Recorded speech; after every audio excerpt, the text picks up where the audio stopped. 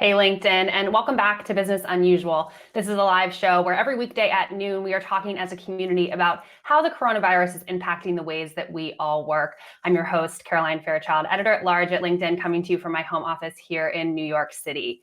In April, the unemployment rate rose to 14.7%. That's the highest on record since 1940 and represents 20.5 million jobs that have been lost since the coronavirus hit. And while all industries have been impacted, none have been harder hit than the leisure and hospitality industry, which has lost 7.7 million jobs due to the pandemic. On today's show, we're going to be talking to business owners in the space to see how they're navigating through this crisis and also how they're thinking about reopening. First, we'll speak with two chefs in Atlanta who, as the state comes out from under shelter-in-place orders, is thinking about what they should do with their businesses. Should they reopen? Should they not? We'll have a conversation about that. And then later on in the show, I'll speak with the CEO of a media and entertainment company that is based in New York and LA about how he's devising a 360-degree plan to make customers as well as employees feel safe once we start to get back out into the world. But before I bring on my guests, I want to hear from you. The whole point of this show is to have a conversation together as a community. So thank you for joining us in the stream. We want to hear from you. Let us know what's going on in your community. Let us know what's going on in your world. We'd love to have a conversation with that on today's show. And with that, I'm going to bring on Archna and Craig, who are both restaurant owners in Atlanta. Hi, Craig. Hi, Archna. How are you? Hello. Hi. How are you? I'm great. Thank you so much for joining us. I'm looking forward to this conversation. Craig, let's start with you. Tell us a little bit about your restaurant and then take us back to the beginning when this crisis began. I know that it hit you immediately and kind of some of the steps that you took to prepare for closing down. Yeah, we're a very young restaurant. We just opened in December. So, we got through kind of the holidays and the opening months of the business. And then this hit pretty quickly. So I think it was probably the Friday before St. Patrick's Day. We had a very good normal kind of Friday night. The restaurant had really started to build some momentum as far as sales go and building clientele. And then Saturday was a little slower. Sunday was very slow. And then Monday we closed. We had to close. It was very, very quiet. So we took a few days to do some to-go business and basically use up the inventory that we did have. The rest of it we did give to our staff, mostly dry goods and vegetables. And then we kind of took the weekend off to regroup and think about what we wanted to do. And then that following Tuesday, I believe it was the 24th of March, we started our to-go business, our takeout business, and that's what we've been doing ever since. So, it's been a struggle. Like I said, we were just starting to build some momentum, and we're across the street from a major theater here in Atlanta, and there were some big shows coming. We were ready for that. And then it all just changed. Well, later on the show, our guest Zach is going to talk a little bit about how he's thinking about pivoting theaters and the movie business to kind of work in this shelter in place and also stay-at-home orders. So we'll talk about that later in the show. Archna, thanks for joining us. Tell us a little bit about your restaurant business and how did you communicate with your staff initially when you did have to close everything down? Yeah, like he said, it was very drastic. So we came back from our spring break on the 8th, I think 7th of March, which was a Sunday. We come into work and 9th is where kind of everything was starting and we could see what was happening. And I think the 15th was the last dine-in when they said no more dine-in. And it was just, my husband actually does a lot of trade all over the world. So we already kind of knew this was coming and we knew about it in January that something was coming. Because we could see what was happening. So I wasn't so shocked, but it was very drastic. And so we basically didn't think it would last as long. I was thinking maybe this is going to just slow down the threat. I didn't know how bad it was. So I didn't really have a big conversation. I just said, okay, we're going to get through this. This is going to pass quickly. We don't have any front of the house right now. But, we've been texting back and forth, but it's just every day is a different story. Right, every day is a different story. And now the story is changing in that Atlanta's starting to reopen. And I'm speaking with a lot of restaurant owners on LinkedIn who are talking about how the challenges of figuring out if they should reopen, if should they not. Craig, I know that you're in the process right now of dealing with those decisions. Talk us through how you're thinking about that and what changes are having to be made to your business in order to start serving customers again. Well, I think what we're going to do is kind of still do the takeout for sure. Keep that going. We've started a dried pasta business where we're selling our dried pasta online. So we want to keep that going as well. And then I think we're just adding this third prong of dine-in, which will certainly be limited. We're also in the middle of building a patio. I think people will be more comfortable eating outside, so we're going to, do that as well. But we're just going through all the state guidelines right now of what we need to do to reopen. We're kind of watching it week to week. We don't have a hard date just yet. I'm talking to a lot of other restaurateurs to see what they're thinking as far as dates go. We're watching closely the businesses that have reopened and see how they're doing and see what the reception is. So there's a lot to take into account. We certainly want to go above and beyond and make our guests feel comfortable, once they do come in the restaurant. So we're looking at a lot of different things. And for those of you who are just joining the stream, this is Business Unusual, a daily live show where we're talking about how the coronavirus is impacting the ways that we work. We're speaking today with restaurant owners as well as business executives in the entertainment space to talk us through how they're thinking about reopening and how they're thinking about what the next stage looks like for their business. With 20.5 million jobs lost across the country, a lot of business owners are thinking about what the next steps are as the country reopens. I want to say hi to Denise from Wisconsin, Charlotte from Alabama, Jolene from Canada, and Simone from Nigeria for joining us on the stream today. Thank you for joining us. And let's bring back on the panel, Archna. Craig's thinking about reopening, taking steps, opening the patio. You've decided not to reopen yet. Talk us through why and how you're thinking about that day by day. Couple of things. I was open for 2 weeks where we were going to go out of the kitchen. I couldn't keep the 3-foot distance for the staff, even with 2 people, because our menu is super complicated, a lot of components, and that was one issue. So we decided to close that kitchen, and I have a catering kitchen, which is very large, right down the street. So we started using that and doing prepared meals, trying to keep everybody distant, because my staff is also in a high risk position. I have an older staff. I have high risk people at my house, and I just don't feel comfortable with not knowing so much and not, how do I control the people coming into the restaurant? How do I protect myself and my staff?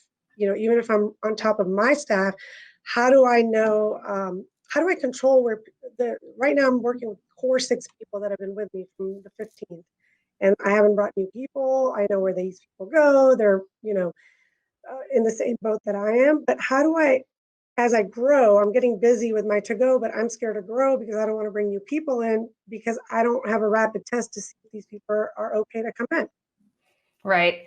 Seems like the challenges of figuring out how to keep customers as well as employees safe is top of mind. Craig, as you think about these steps, are the guidelines that the state is issuing, are those clear to you? Do you also feel like those are changing day by day in terms of what is expected? And then how are you going above and beyond from that? Well, we looked at, I think the guidelines are fairly clear. We also have received some information from other restaurateurs and other organizations who are putting information out there about how to go above and beyond. I think first and foremost, we want our staff to feel safe when they come back. And then the next part of that is making our guests feel comfortable. We want to show them, we want our hospitality to show them that we're taking care of them and that their safety is a priority as well. So, we're looking at partitions between tables, some extra signage, things like that. And, there's a lot of training that has to go into the staff as well. So we're taking that into account. We really just started to kind of look at those guidelines and the extra guidelines in the last couple of days to start going through those, before we decide on a date to reopen.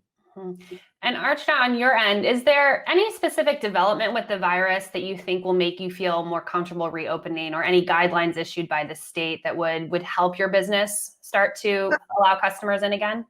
I think it's more, really, I can't still order gloves or toilet paper through vendors. I have to go to 5 different vendors to get one product. It's just, and everything's twice as much money. And my other concern is I'm in a very touristy area. Everything's hotel. We have 4,500 hotels around us, walking distance.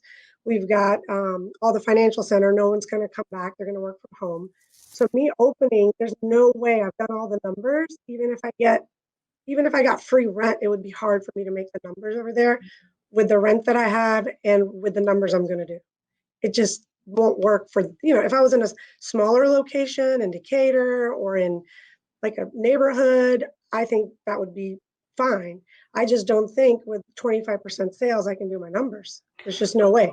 Right. And there's the supply chain aspect of this, which is challenging for a lot of restaurant owners right now. And then there's this idea that we, of course, need to keep employees safe. But there's also this customer angle. What if you reopen, but customers don't feel safe actually coming in? Craig, I know that you did some polling with your customers to kind of get a sense for what they're thinking. What did you find? And are people really in the Atlanta area thinking about going to restaurants right now? Well, I did it. I just kind of did an informal survey on Facebook, on my personal Facebook page, and asked people when would they be ready to come back? Are they ready to come back now? Kind of what their expectations would be. And the answers were a little all over the place. Some people are waiting for a vaccine before they come back out. Other people are ready to go out today. So, but I think mostly in the middle, people were apprehensive. A lot of people saying they want to see what it's like about a month from now, maybe 6 weeks from now. And I think a lot of this public opinion and everything really is changing on a weekly basis. That's what we're watching a lot of, is kind of public opinion, what the medical and science community is saying about it, weighing the risks of reopening. So we're taking a lot of that into account and kind of monitoring it on a weekly basis. Well, I know I speak for the stream when I say they're very thankful that you are talking to us right now. Nicholas says, hello from Nashville. We're in the process of reopening our restaurant business, so this is very timely. Joy, who works at PF Chang's in Tampa, Florida, says, we're opening our dining room and patio at limited capacity tomorrow, something Craig is exploring. We've had amazing success with curbside delivery. So thank you for joining us. Thank you for the stream. Archna, I know that you implemented touchless takeout. For the business owners that are on the stream right now, what was that process like? What were the biggest challenges? And now that you're on the other end of it, what were some key learnings? Yeah, I think that was the best decision. On the 15th, when they said no more dine-in, we just literally locked the door and nobody came into our facility. And we went, everything has to be paid online, over the phone. And then I got overnight, we just added to our website and got a e-commerce site. And we just started, building that. That was at the end of March. But for the first 2 weeks, we just did call, order. When you get there, call us. We have a table out there. We put it right on the table, so we don't even have any interaction with anybody. And that's what we started there. And then there was no way to make the numbers because, like I said, I'm not in a neighborhood. And there was no way for me to make the numbers in that location with takeout only. And we couldn't keep the distance. So I decided I was just going to go to heat and serve meals. And the customer was getting a better value. I didn't have as much layers of people I have to pay, and I could provide a better value. And we have our food truck goes to different neighborhoods and people pre-order, and we basically are just kind of bringing the food to them that's pre-ordered. I think that has been a saving because, again, I'm not around a lot of people or serving a lot of food. I'm still with my core 6 people, and because I don't want to grow more. I'm sure we could do more right now, but I just don't want to bring more people in where I don't know what the remedies are if somebody gets sick. Right. And so far on the show, we've talked a lot about the business ramifications of running a restaurant, but there's an emotional weight to this, to laying off workers, to having to close the doors of a business that you grew from the ground up. Craig, first with you, kind of how are you dealing with the emotional aspect of this, and any advice for restaurant owners on the stream right now who are struggling? Yeah, it's a struggle. I think the day that we laid off 47 people was one of the worst days of my life, no question about it, especially as a young restaurant, as a new restaurant. This was a lifelong dream of mine, and 4 months into it, we hit this. So I think that, it's tough. Mentally, it's very tough. It takes a lot sometimes to get up and get going in the morning and come in and not know what kind of business you're going to do. I think one thing we've shifted our menu certainly to be more kind of comfort food. And by doing that, we've discovered some great things, some great recipes that we've come up with, and some things that are going to carry through to when we do reopen the restaurant. So, there are some success stories. We've trained people who've never cooked before. We've trained them how to cook and things like that. So we have some small victories and some success stories. And I think it's important to celebrate those when they happen. Because there is a lot of bad news, and the day-to-day doesn't look great. So I think it really brings a team together. I think we really miss interacting with our guests. We're excited about interacting with people as much as we can when they come back. So I think it's just about celebrating the small victories when they happen. Right. I'm very excited to get back into restaurants myself.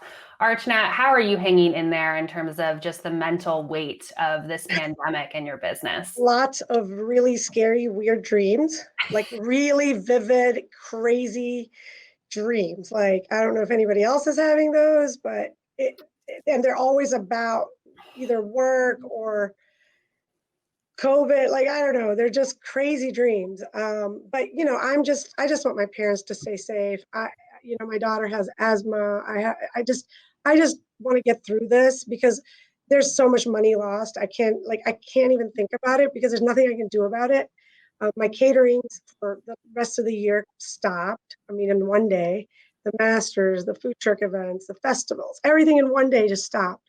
And I can't do anything. So my goal is I'm a very live in the day moment. I'm just trying to make sure that my site is working well. I learned how to make a website and change stuff. That's kind of cool. Um, I just can't think. It's just so big that I can't even wrap my mind around it. So It is so big, and I honestly think that it's noble that you're just able to take just day to it day day by is all I day. can do right now. Like I just don't want to get sick and I don't want to die. That's my only goal. I think those Really, are and my good goals family amid a and global the pandemic. staff. I just want everyone to be safe that's around me. And other than that, I don't think there's much I can, well, hopefully we can all make money again. This hopefully doesn't destroy, it's going to destroy a lot of businesses. It just makes me sad for the industry. It makes me sad for friends like Craig, so many friends like that just opened restaurants. I mean, I'm starting my 8th year or 7th year. It's not a brand new thing that I work like it's hard for everyone. But I'm Right. really, really upset about the people who just opened like a month ago or 2 months ago. My other friends opened Grana right on the day that the pandemic hit. They opened a 200-person, and I was Craig, like lots of people like that. I mean, that's just tougher than tough. And It's also devastating. when you have a sit down restaurant, I mean, I'm fortunate I can do my food to go, and a lot of people will buy that. It's just my food was already comfort food. It was already to go friendly, and we did a lot of that already. So it sucks for people who did a lot more dine in. I have lots of friends who to go is not their thing. It's all about the plated meal and things that don't really travel. And it sucks because you can't do to go there, and that's an issue. Then you have to reinvent what you actually do, which is another issue. Right. Because people know you for something. And Well, I know I speak for the stream when I say everyone commends your courage right now and can't wait to get back into your restaurants. Derby says you're both heroes in the stream, and I want to thank you so much for joining us on the show. I'll know where I'll be next time we can travel in Atlanta. I cannot wait to visit both of your restaurants. Thank you for sharing. We learned a lot from you on today's show. Thanks for having me. thanks. That was Archna and Craig, the restaurant owners in the Atlanta area, grappling with the coronavirus and thinking about how they're going to reopen their restaurants during this time. I want to thank them for joining us on the show. Now I'm going to bring on Zach, who is the CEO of New Gold Empire, which is a entertainment holding company. Hi, Zach. How are you? How are you? And we wanted to bring Zach onto the show because he's devising, along with a bunch of doctors, therapists, a 360-degree plan for what reopening is going to look like. How are customers and how are employees going to feel safe going into bars, having entertainment experiences? So Zach, I thank you for coming on the show. Tell us a little bit about New Gold Empire and also how you came about creating this 360 plan. Sure, absolutely. So we do live entertainment. We do a lot of live entertainment, and specifically in the restaurant space. So we do a lot of dinner theater shows, pop-up events. We travel, all over the country and bring a lot of like intellectual property to life, movies, things like that. When we closed some of our restaurants and some of our other spaces, the first thing we had to think about was how do we get reopened when it's time, and what are the new challenges going to present when we do get reopened? And so some of the things we started thinking about were basically just mitigating the risks. Now we're in a position where we know we have pretty much the data is there to tell us how this virus spreads, right? So you have to get fluids from someone else's nose or mouth into your nose or mouth. That's the only way you're going to catch this virus in this type of area. And so how do we kind of mitigate those risks? And it's not just about the physical reduction of those risks, but it's also the psychological impact that people have. If they're watching the media all day long, they're essentially just catching nonstop, doom and gloom. People are constantly, if you get this virus, you're going to die. That is the general message that a lot of media outlets are putting out there, which is factual for some people and is fantasy for others. And so it's kind of like up to the customer to decide what their level of risk is, and if it's comfortable for them. Right. When you get in a car, you take a risk. When you ride a bicycle, you take a risk. When you go skiing, you take a risk. And so it's the same idea as we want to make it so that the risk is very obvious to the customer so that they can psychologically feel good about the decision they're making to go out. They can know what risk, if any, they're taking. And then on the other side, make it feasible. So just a couple really quick things that we've done. We've taken the veil off of the kitchen. So in our restaurant spaces, customers would like to know what's going on in that kitchen. So we've installed cameras in our kitchens that we're going to monitor on the screens in the dining room so the customers can watch their food being prepared. They can literally see that everyone is masked, everyone is gloved, everyone is in the proper protective equipment, that, you can watch your food being made, which I think adds a lot of safety, and it makes people feel better about knowing, what's happening behind the scenes. Proper sanitization. And we really just, when it came to the restaurant space or spaces in general, we created a drive-through movie model, which is basically drive-through movies are a capsule inside of a capsule. You're going someplace to do something social, but you're encapsulated in your own car. So we're kind of quartering off our booths and our seating areas with the polyvinyl curtains that allow people to still have 360 visuals, but being protected from the germs. We're using steam sanitization on countertops, floors, chairs, just a whole different process that not only physically changes the dynamic of how this germ is spreading and making spaces sanitary, but it also changes the psychological process.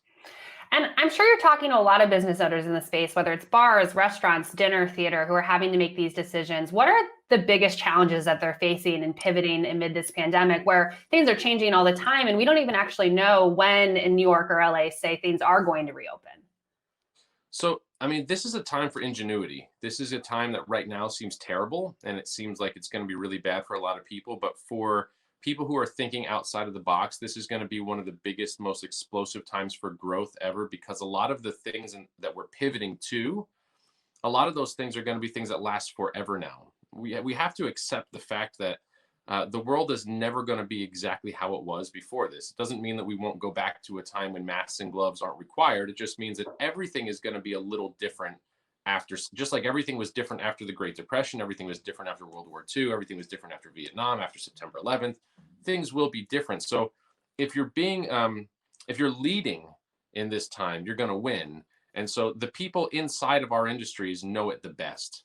And so that's the conversations that we've been having with other business owners. No one knows restaurants better than restaurant owners. They're the people that are best suited to figure out how to keep their customers safe, how to install new sanitary guidelines, how to change the dynamic of how their business operates. Same thing with people in beauty salons or hardware stores or whatever your business is. Those small business owners are the people best suited to advise on how to move forward. And now that we've had a pandemic, we have to assume that we might have another one in our lifetime. So we need to have a prepared plan. So I think it's just the conversations we're having with healthcare workers, with doctors, with psychiatrists, psychologists, lawyers. We have a kind of a whole 360 team of people that are working on this. It's first and foremost keeping staff and customers safe, mitigating that risk, and secondly, making them feel good about the decision that they're making. Right. Well, it sounds like you're pivoting all of these businesses in real time, which takes a lot of ingenuity, as you mentioned, but it also takes a lot of capital that's challenging to spend when there's still a lot of uncertainty of if customers are coming back. How are you, for the restaurant owners or the bar owners in the stream who are thinking about making this investment to make customers feel safe, but are still unsure if it's even enough? How are you weighing the capital return on some of these investments in terms of what you're doing to prepare for reopening? Sure. So the great news, especially for restaurants, is a lot of these things that you can do are simple and cost effective. Polyvinyl curtains are about $26 a set. And if you're a mid-sized restaurant, you're going to end up spending $300 to $400 on those curtains, and then the price of someone to install them, which wouldn't be much. the table steamers and floor steamers and counter steamers that use high temperature steam to sanitize. These are between $30 to $100. These are things that are not, you can make a lot of changes quickly for a very minimal amount of money. So I don't think that you need, large investment capital to make your restaurant safer physically. And I think emotionally for customers, it's really just a matter of being honest.